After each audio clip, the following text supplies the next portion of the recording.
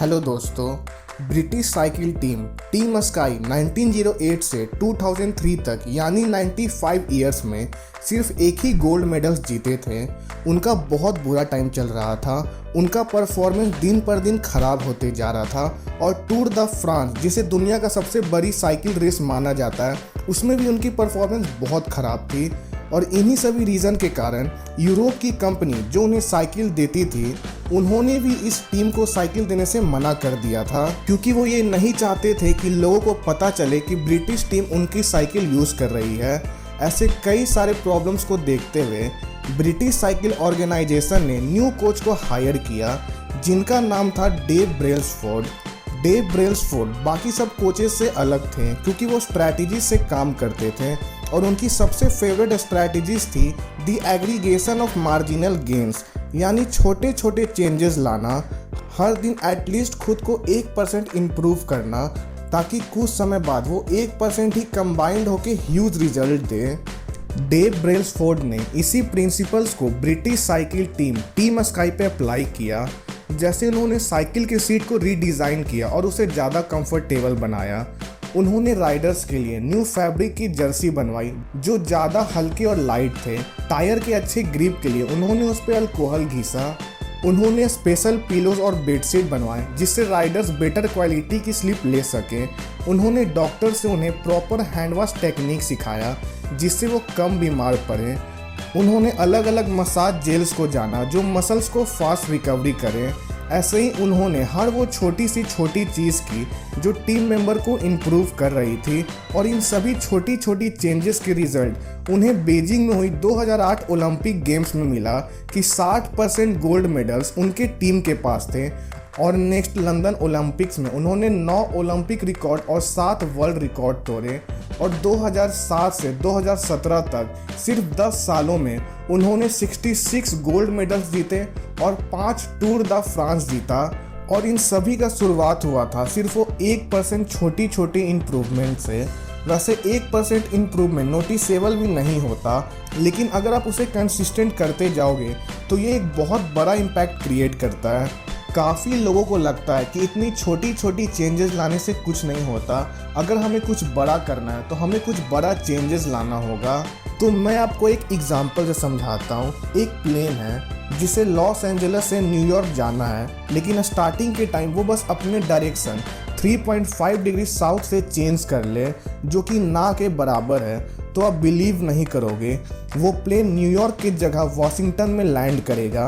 इतना ज़्यादा पावरफुल होता है छोटी छोटी चेंजेस। अगर आप खुद को 1% इम्प्रूव करते जाओगे 1 साल तक, तो आप 1 साल के बाद 37% इम्प्रूव हो चुके रहोगे। आप कोई और ही इंसान बन जाओगे।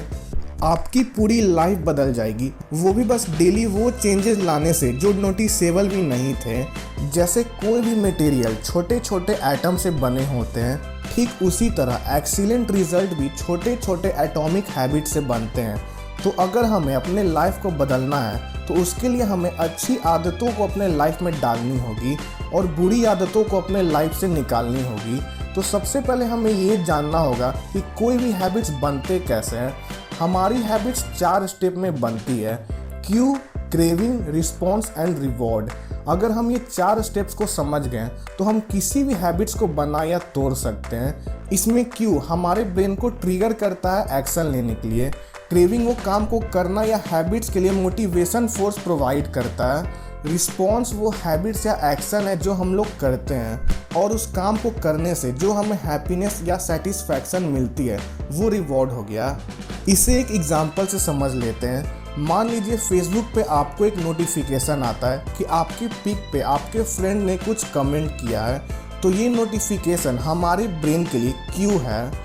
अब इस क्यू से हमारे ब्रेन में क्रेविंग होती है कि मेरे पिक पे क्या कमेंट किया होगा, और फिर इस पर रिस्पॉन्ड करेंगे, यानी एक्शन लेंगे और उस नोटिफिकेशन को खोलकर देखेंगे कि हमारे दोस्त ने मेरे पिक पे क्या कमेंट लिखा है। और अगर उसने कमेंट में ये लिखा होगा कि तुम कोई स्टार से कम नहीं लगते हो, तो इससे हमें अच्छी फील होगी और ये हमारा रिवॉर्ड है। और इसके बाद हम हर बार इन नोटिफिकेशन से खुश होते रहेंगे और ये रिपीट होते रहेगा। ये एक तरह साइकिल चैन बन जाएगा। तो चलिए अब जानते हैं इसे यूज़ करके हम लोग कैसे कोई न्यू हैबिट्स बना सकते हैं। तो इसके लिए हमें क्यू को ऑब्वियस बनाना होगा, क्रेविंग को अट्रैक्टिव करना पड़ेगा, रिस्पॉन्स को आसान बनाना पड़ेगा और रिवॉर्ड को सेटिस्फाइंग बनाना पड़ेगा।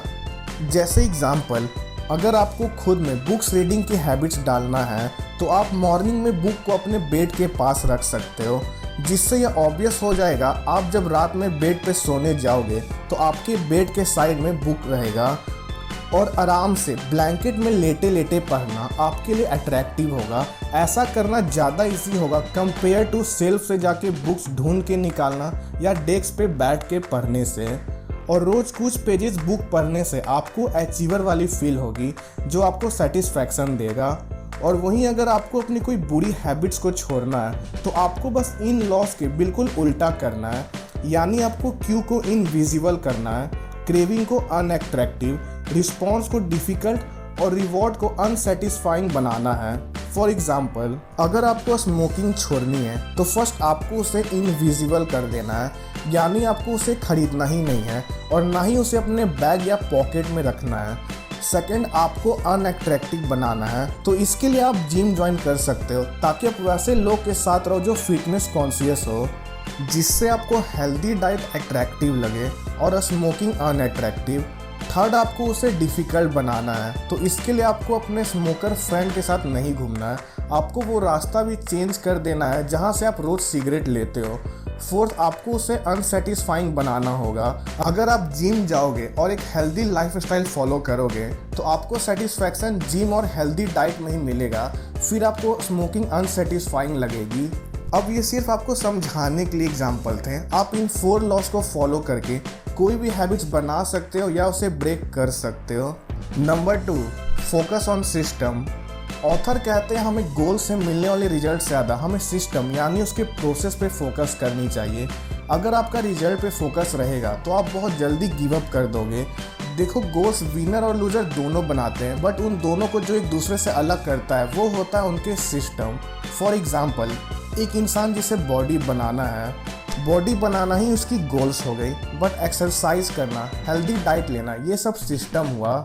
अगर वो लड़का अच्छे से प्रोसेस पे फोकस करेगा तो उसकी बॉडी अपने आप बन जाएगी, बट अगर वो बस बॉडी बनाने के बारे में सोचते रहेगा, रिजल्ट का सोचते रहेगा, लेकिन कभी भी सिस्टम पे वर्क नहीं करेगा, उसे फॉलो नहीं करेगा, तो उसकी बॉडी कभी भी नहीं बन पाएगी। Number 3, paper clip strategy. ये एक ऐसी स्ट्रैटेजी है जिसने एक साधारण बैंक एम्प्लॉयर को 6 फिगर इनकम दिला दी। स्टीफन के टेबल पे 2 जार रहती थी, जिसमें से एक जार 120 पेपर क्लिप से भरी होती थी और दूसरी खाली। स्टीफन हर रोज आके सेल्स कॉल करता था और हर एक कॉल के बाद वो एक पेपर क्लिप निकाल कर दूसरी जार में डाल देता था और वह हर रोज तब तक कॉल करते रहता था जब तक वो पूरे 120 पेपर क्लिप्स एक जार से दूसरे जार में नहीं डाल देता था। स्टीफन के इस सीक्रेट मेथड ने बैंक को कुछ ही महीनों में कई मिलियंस डॉलर्स का प्रॉफिट करवाया, जिससे स्टीफन की इनकम बढ़ के 6 फिगर हो गई। पेपर क्लिप स्ट्रैटेजी का यूज़ अपने प्रोग्रेस का मेज़र करना है। आप कुछ भी यूज़ कर सकते हो, coins, stones etcetera, but main point है अपने प्रोग्रेस को मेज़र करना। आप खुद में अच्छी हैबिट्स भी डाल लिए, लेकिन अगर आप अपने प्रोग्रेस को मेज़र ही नहीं करोगे तो आपको खुद भी नहीं पता रहेगा कि आप किस डायरेक्शन में जा रहे हो। अपने प्रोग्रेस का मेज़र करना बहुत इंपॉर्टेंट है। इससे हमें रियलिटी का पता चलता है कि हम अपने दिन का कैसे यूज़ कर रहे हैं, हम अपने कितने टाइम वेस्ट कर रहे हैं और कितना टाइम यूज़ कर रहे हैं, और इससे हमारे माइंड में सब कुछ क्लियर रहता है। तो दोस्तों, ये सारी बातें मैंने आपको दी एटॉमिक हैबिट बुक से बताई है। ये बहुत अच्छी बुक है, इसे आप लोग ज़रूर पढ़ो। इस बुक का लिंक मैं आपको डिस्क्रिप्शन में दे दूँगा। और अगर आपको बुक्स पढ़ना पसंद नहीं है तो आप लोग इसकी फ्री ऑडियो बुक भी सुन सकते हो ऑडिबल से। ऑडिबल का भी लिंक मैंने डिस्क्रिप्शन में दे दिया है।